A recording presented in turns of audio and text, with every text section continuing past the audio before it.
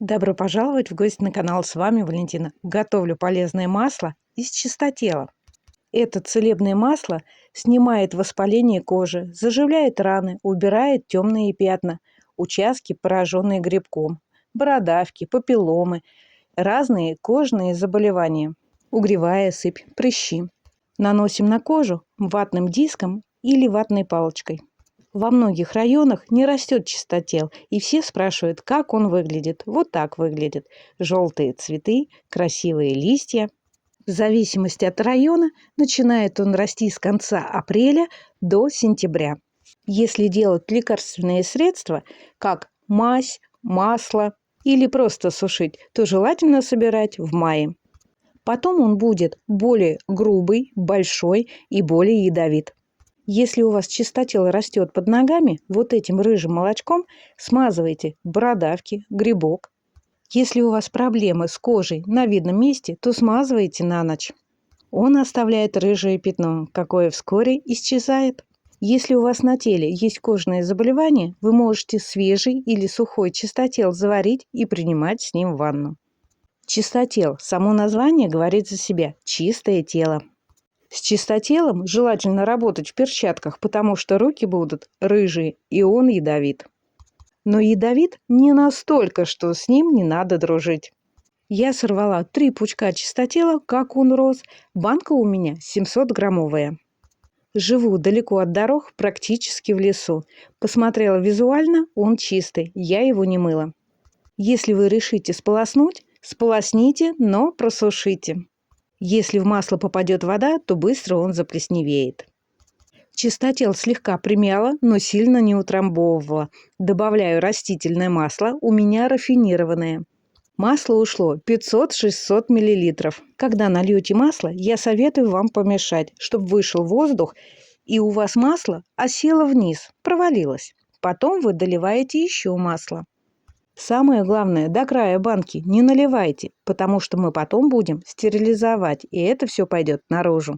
Когда готовите масло или мазь из полезных трав, старайтесь избегать контакта с металлом.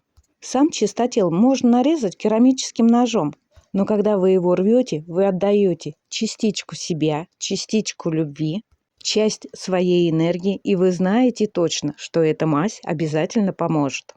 Способов по приготовлению масла очень много. Это самый быстрый, когда вы сразу залили, простерилизовали и даете дня 2-3 еще постоять, потом процеживаете.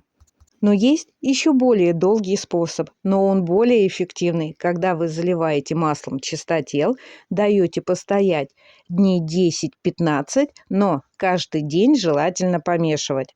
Но держите вы в темном месте. Сам чистотел отдает всю пользу маслу, но потом вы, когда процедите, это масло надо обязательно все равно простерилизовать. На дно кастрюли положила ткань, поставила банку, налила холодную воду, прикрыла крышкой для слива, чтобы не скапливался конденсат, чтобы не образовывалась вода в масле. На медленном огне после закипания минут 20-30. После водяной бани масло из чистотела оставляю под той же крышкой, чтоб остывал. Когда масло полностью остынет, можете закрыть винтовой или пластиковой крышкой. Даете постоять дня 3.